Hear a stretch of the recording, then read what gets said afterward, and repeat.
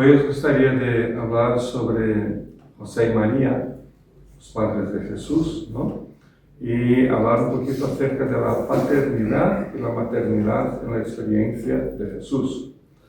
Y el texto que tenemos para esta mañana es Lucas capítulo 2, versículo 33, que dice: el padre y la madre del niño se quedaron maravillados por lo que se decía de él. El padre y la madre del niño. Cuando se habla de Jesucristo, o incluso no solo de su nacimiento, sino que de toda su vida, el protagonismo lo asume María, su madre, ¿no?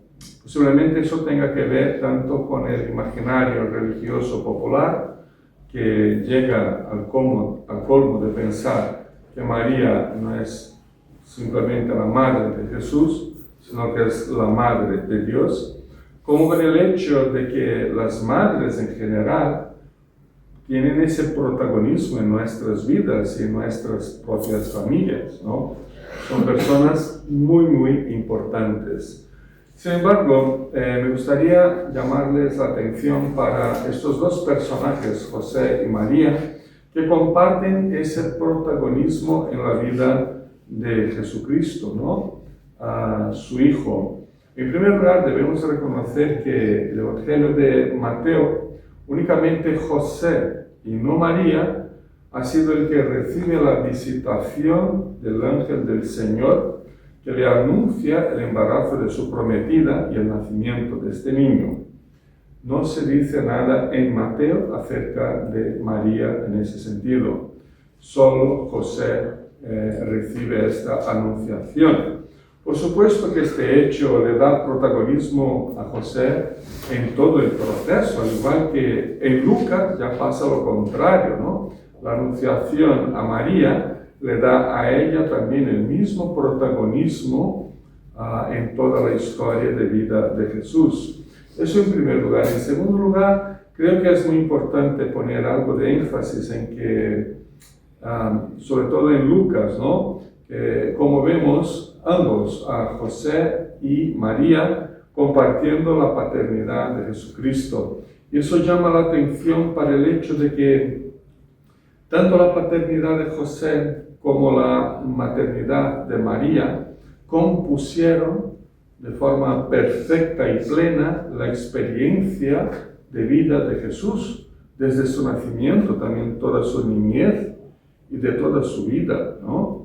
Así que para nuestra edificación y crecimiento, me gustaría hablar un poco acerca de José y María, ambos, de la paternidad y la maternidad en la experiencia de Jesús. Por supuesto que también lo podríamos extender a la experiencia de los demás hijos de José y María, ¿no? Hermanos de Jesús, hermanos naturales, pero como de esos ya hablamos algo hace unos domingos y tampoco tenemos muchas informaciones, ¿no? De la niñez de ellos, pues nos quedamos aquí con José y María, la paternidad y la maternidad y la experiencia de Jesús, ¿no? Podemos empezar con la lectura del capítulo 1, versículo 27, donde vemos que ahí dice que una joven comprometida para casarse con un hombre que se llamaba José, descendiente de David, el gran rey de Israel, la virgen se llamaba María. También en el capítulo 2, versículo 4 y 5 dice que también José, que era descendiente del rey David, subió de Nazaret, ciudad de Galilea, a Judea. Fue a Belén, la ciudad de David, para inscribirse junto con María, su esposa. Ella se encontraba encinta. No solo tenían planes de casarse y formar una familia, como de hecho se casaron en algún momento, aún estando embarazada María. No solo que tenían planes, es que lo realizaron, ¿no? Tenían planes de casarse y se casaron en un momento dado. En estos dos versículos que acabamos de mencionar, nos encontramos con una especie de presentación de José y de María. ¿Quiénes eran? ¿De dónde venían? ¿Qué planes tenían? y sobre todo que José era descendiente del gran rey David. El rey, digamos, que fue el icono de la vida de este pueblo, de esta nación. Lo interesante es que toda esta presentación personal no se da en el contexto laboral, no se da en el contexto del vecindario, de la ciudad, de la cultura, no, sino que se da en el contexto de los preparativos para su boda. Ese era el foco, ese era el contexto. La historia se mueve alrededor de unos planes de matrimonio. O sea, en el contexto del matrimonio y de la formación de una familia. Desde ahí salen las presentaciones que acabamos de leer. Se puede decir, por tanto, que la llegada del Mesías divino, que es Jesucristo, ocurre dentro del proceso natural, digamos, de preparación de una boda y de un compromiso muy serio de matrimonio entre José y María. Y eso para nosotros es muy importante, porque ese es un contexto que se va derruyendo cada día en nuestra sociedad, ¿no? O sea que en otras palabras, podemos decir que la experiencia que tuvo Jesucristo de la paternidad de José, de la maternidad de María, se consolidó firmemente dentro del contexto de un compromiso matrimonial serio y estable. Incluso si leemos el capítulo 2, versículo 5, vemos que José se inscribió en el censo junto con María, entre comillas, junto con María, su esposa. Aunque esta expresión, su ex esposa, se puede traducir aquí por la palabra o por la idea de estar comprometida para casarse, ¿no? Pero el texto considera el matrimonio, aunque si por ahora, en aquel momento, aún no estaban definitivamente casados, ¿no? Legalmente casados, pero había un compromiso tan firme, tan serio, tan honesto, que el texto resume todo con esta palabra. Los dos se inscribieron a este censo en Belén. Y vemos el Mateo, ahora yendo a Mateo capítulo 1, versículo 24, que José la había recibido ya formalmente por su esposa. Entonces, el matrimonio es como que la base para que fructifique esa paternidad y esa maternidad. La formación de un matrimonio, de una familia estable, aunque dentro de todos los matices de aquella cultura antigua, muy diferente de la nuestra, ¿no? Pero la formación de este matrimonio estable le sirvió a Jesucristo como el ambiente propicio para su crecimiento y desarrollo como niño, como adolescente, como joven. Siguió la profesión de su padre, trabajó con él seguramente y se formó como persona. Eso explica en parte lo que dice Lucas en el capítulo 2:53, cuando Jesús ya era un preadolescente, volviendo con su familia de la fiesta en Jerusalén, y dice que Jesús siguió creciendo en sabiduría y estatura, y cada vez más gozaba del favor de Dios y de toda la gente. No solo de Dios, de toda la gente. Y él crecía en sabiduría y estatura. Su crecimiento fue normal, porque tenía una familia estable, porque su padre ejerció la paternidad con sabiduría, igualmente su madre la maternidad también con sabiduría. Pero la paternidad y la maternidad son fundamentales en ese proceso de crecimiento de Jesús, al igual que el nuestro, de nuestros hijos, de nuestros nietos. Es muy curioso observar cómo ha ido evolucionando en el texto de Lucas el proceso de avance y de crecimiento de la relación entre José y María. Inicialmente estaban prometidos. Capítulo 1, 27, vemos que María estaba prometida para casarse con José. Lo primero, estaban prometidos. Luego en Mateo vemos que José planeaba dejarla en secreto cuando se enteró que estaba embarazada, de forma que pareciera que huía de su responsabilidad por dejarla él embarazada a ella antes del matrimonio. Él sabía que no había hecho nada, pero para preservarla a ella, él dijo, voy a simular algo para que todos piensen que soy yo el culpado y que vengan a por mí, que la dejen en paz. Y eso fue lo que hizo cuando imaginó y planeó esa huida por la noche, ¿no? Para que ella no tuviera problemas ni con su padre y sobre todo con la sociedad. Eso en aquel momento de la historia, en aquella cultura, era razón casi que para matar a esta chica, ¿no? Estaba asumiendo él la culpa para preservarla de todos los problemas que seguramente le sobrevendrían.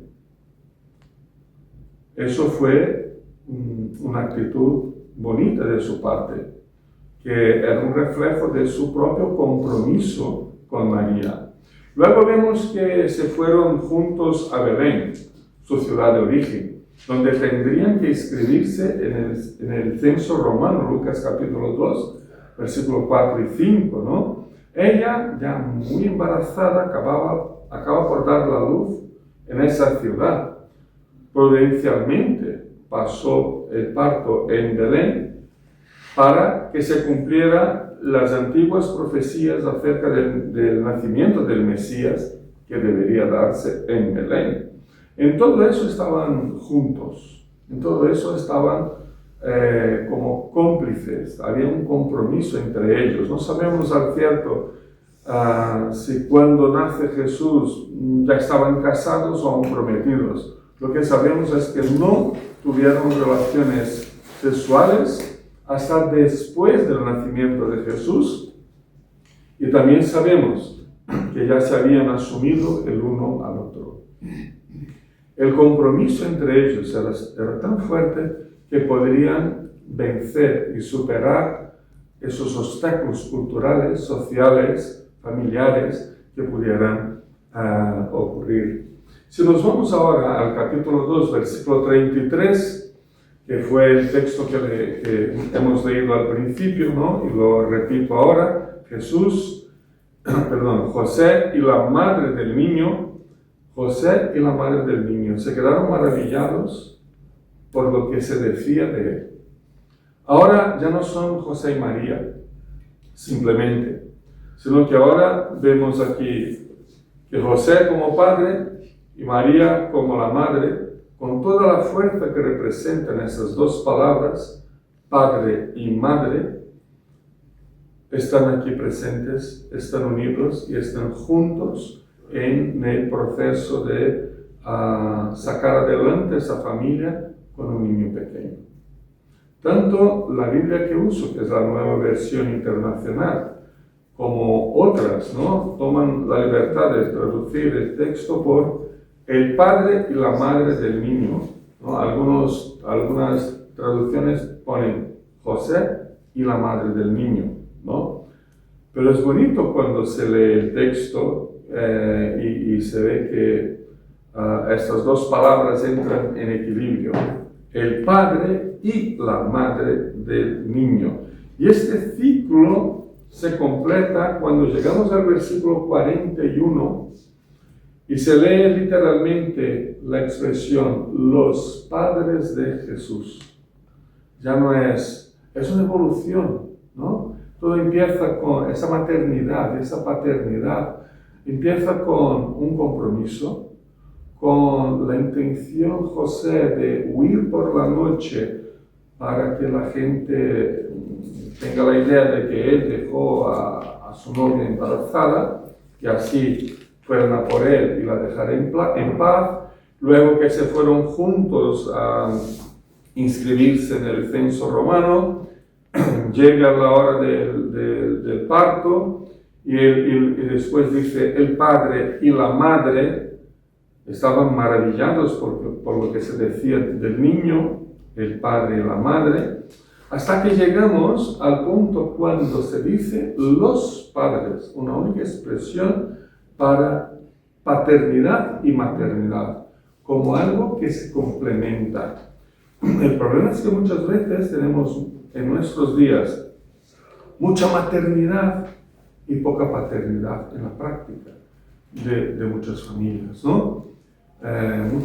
Mucha maternidad, es como que la madre es la responsable por educar, por enseñar, por corregir, por transmitir la fe a los niños, a los hijos, y el padre simplemente de poner comida sobre la mesa. Pero hay más, ¿no? Hay que haber una complicidad entre ellos. Y aquí la expresión amplia, los padres de Jesús, tiene ese sentido más genérico de traer a la existencia a este niño. Él no fue lo que fue, como tampoco nosotros somos lo que somos, cada uno, por si acaso, ¿no? Porque pasó de alguna manera. Jesús llegó a ser lo que era como ser humano, porque tenía padres. Esta palabra, los padres, esta palabra padres, del versículo 41, también se puede traducir por traer a la existencia o crear, creador, ¿no? Y eso en ese sentido más profundo que José y María son considerados por el texto bíblico como los legítimos padres de Jesucristo. Eran su padre y su madre, y nada más, nada menos que padres. Lo que vemos, por tanto, es una ampliación que es va creciendo, ¿no? Es progresiva, una ampliación del concepto de paternidad y maternidad como si fueran dos conceptos un poco separados, ¿no? Con roles muy diferentes y cosas por el estilo. Pero sí que vemos que esos dos conceptos están profundamente relacionados y están unificados. La paternidad y la maternidad dependen mutuamente uno del otro, y esa realidad única se va formateando en la experiencia del propio Jesucristo desde su más tierna niñez, pero eso va pasando en amor, en seguridad, en dedicación, en compromiso, en genuina vivencia de fe, en enseñanza. Y esa realidad vivida por Jesús debe llevarnos a buscar esa misma experiencia de asumir la paternidad y la maternidad, y desde mi experiencia personal también la abuelidad, no sé si es la palabra, ¿no? Como un don único que recibimos de Dios, como un don único que compartimos con nuestros hijos, nietos, y si el Señor nos permite, bisnietos, y por ahí, ¿no? Ser padres y madres se convierte entonces en una parte muy importante del ministerio que el Señor nos ha dado a cada uno. Pero siguiendo un poquito, vemos que la paternidad y la maternidad también o son una experiencia de fe. Puede que para muchos la paternidad y la maternidad, que al principio cuando nació nuestro hijo o hija, ha sido una experiencia muy bonita, pero con el paso del tiempo se fue convirtiendo en algo amargo, duro, lleno de preocupaciones o incluso de conflictos, porque a veces no nos ponemos de acuerdo en cómo vamos a educar, en qué tenemos que enseñar, ¿no? Puede que para muchos la paternidad y la maternidad, con el paso del tiempo, después que se desvanece esa magia del nacimiento, ¿no? De los primeros 2 años, no sé, del niño, pues se convierte en algo duro, en una rutina a veces que nos aplasta día tras día, ¿no? Y que nos quita a veces la tranquilidad, el sueño, el hambre y todo eso. Incluso una experiencia que empezó con votos genuinos de fe, luego se fue transformando en otra clase de experiencia, donde la fe y la comunión con Dios se vieron desplazadas a dimensiones secundarias de la vida, algo como, no sé, algo folclórico o tradicional, o aún peor, abandonadas y rechazadas como camino que le da sentido a la vida personal, familiar, a la experiencia matrimonial, paterna y materna. Dejamos a un lado esa fe o la transformamos en algo para domingo únicamente, ¿no? Algo simplemente folclórico.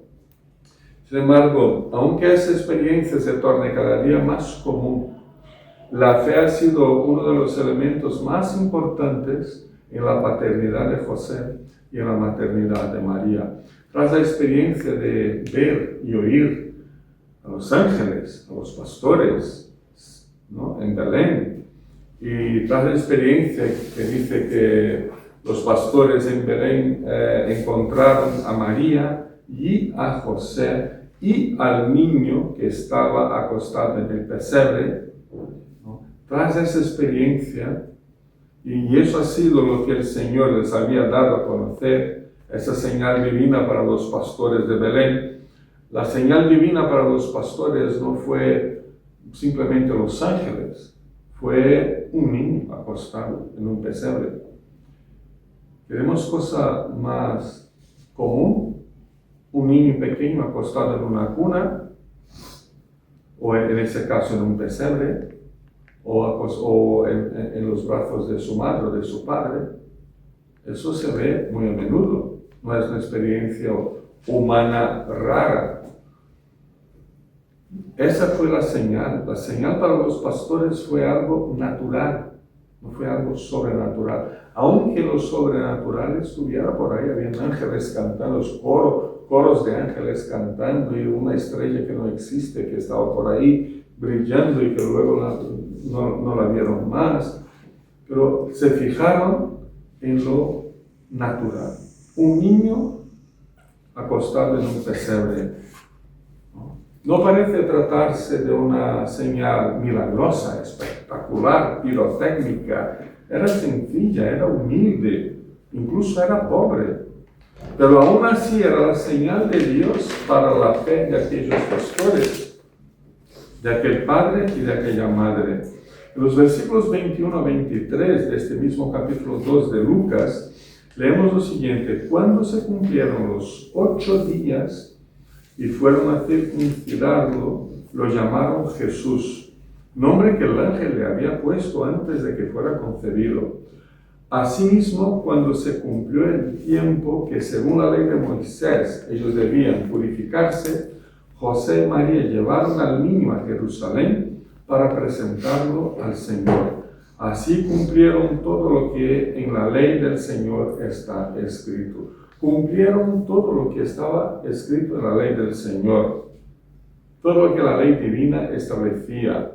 La circuncisión a los 8 días de vida, la purificación de los padres, la presentación del niño, súper bebé todavía, en el templo, lo que hoy sería el bautizo de los infantes, ¿no? Pues cumplieron lo que estaba en la palabra de Dios. Como hoy también presentamos a nuestros hijos pequeños al bautizo como parte de la expresión de la fe que tenemos, ¿no? Pasos fundamentales, no solo para que al niño se lo reconociera como genuino judío, sino que sobre todo que era la expresión de la fe de un padre y una madre. Era la expresión de la alianza de Dios en sus propias vidas. También podemos mencionar capítulo 2 de Lucas, versículo 39, cuando dice: después de cumplir con todo lo que exigía la ley del Señor, José y María regresaron a Galilea, a su propio pueblo de Nazaret.